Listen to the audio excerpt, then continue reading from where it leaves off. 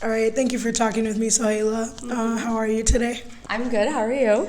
I am good. I lost my voice, so I'm going to talk as loud as I can. So first, I would love for you to share your name, organization, and what brings you to COP. Yes, so I'm Sohayla. I am actually with Stanford. I went there for undergrad and my master's, and I'm just here with their delegation, and I'm here to really focus on climate and health. Oh, awesome. So can you say just a word about what climate and health means to you, and what does that intersection look like? Yes. What I really like about the intersection of climate and health is that it's something that is happening currently and is impacting every single person. And I think climate and health is very easy to simplify to just a person on the street. Everyone has a human right to a healthy life, and I think that is something that you can't really deny, and it's something that I think brings anyone closer to the climate crisis issue. Yeah, absolutely. And as we know, climate change is a health issue. It's an environmental issue. It's, all of the other interconnected things. Exactly. Can you say a bit about the importance of involving young people like yourselves, ourselves, in these international dialogues? And also, have you seen very many conversations that are like involving young people when it comes to that intersection?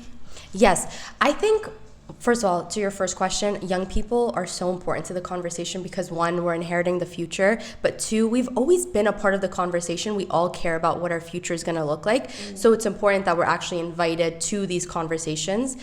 I have seen youth being more called up to like the COP and international stage, like 2 COPs ago in Egypt. I actually was there, and it was like the youth COP. This year, I know it's the finance COP. I really hope that young people are more part of the conversation, especially because finance is a huge issue when it comes to what careers we're going to go into and supplying our future. It's definitely like a huge topic, so it's really important that young people stay part of that conversation.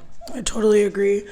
And then finally, what do you think about the connection between what we're experiencing locally and what we're experiencing globally? And I say what we're experiencing globally because those things are reflected. So if that makes sense. Yes, it does make sense. And I think it's definitely a stark difference at times. So there are times locally where you don't necessarily feel the effects of climate change. And then globally, there's like communities that are being affected and displaced every single day. And it's hard to like feel what they're feeling because we live in such a privileged like situation locally. And then sometimes there's that like odd moment where you are really affected locally. Like for example, in Florida, we had this huge hurricane, or in Asheville, North Carolina, a lot of my friends got displaced or damaged because of the water flooding there as well. And then for them, it was hard to like even stay connected globally.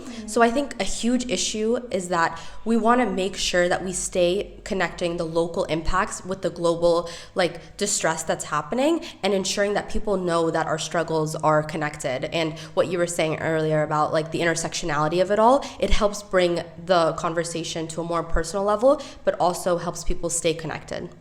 Powerful words. That's all.